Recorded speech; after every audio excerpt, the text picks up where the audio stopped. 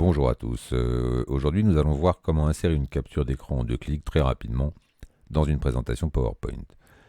Imaginons que donc, vous avez une slide comme celle-ci dans laquelle vous vouliez insérer une image. Alors, comme on l'a déjà vu avant, on va changer la disposition pour en prendre une disposition vide.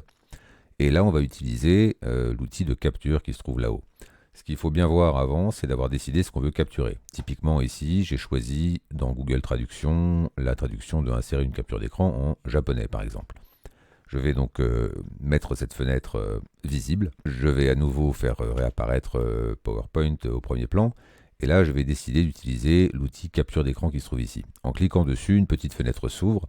Et ce qu'il faut, c'est utiliser le capture d'écran qui se trouve juste en bas ici. Je clique dessus, à ce moment-là, PowerPoint se plie et mon écran devient blanc transparent, qui me montre que je peux capturer n'importe quelle zone de l'écran. C'est ce que je vais faire ici, donc je vais sélectionner ici cette traduction en japonais, qui s'intègre automatiquement dans ma slide PowerPoint. Je peux évidemment, bien entendu, puisque c'est une image, la réduire et la repositionner dans mon écran.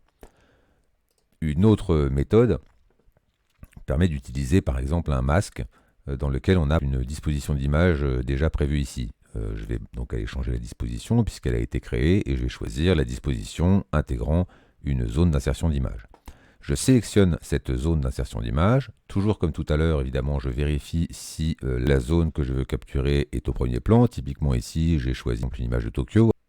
Dans Google Images, pour avoir accès à l'image en plein écran ici, vous faites un clic droit et vous faites ouvrir l'image dans un nouvel onglet. Ça vous permet du coup d'avoir l'image en meilleure qualité pour l'intégrer dans PowerPoint. Je reviens donc dans PowerPoint comme tout à l'heure. J'ai bien sélectionné ma zone d'insertion d'image. Je vais dans mon outil Insertion, Capture d'écran. À nouveau, Capture d'écran ici. J'ai à nouveau mon calque blanc. Et là, je vais sélectionner une zone approximativement de la taille de mon carré, mais c'est là que ça devient intéressant, en admettant que j'ai pris une zone beaucoup trop rectangulaire par rapport à la zone de ma disposition. On voit que l'image a automatiquement été rognée à la taille de la zone d'insertion d'image. Voilà donc deux manières d'insérer des images extrêmement rapidement dans PowerPoint. Merci et à très bientôt. Au revoir.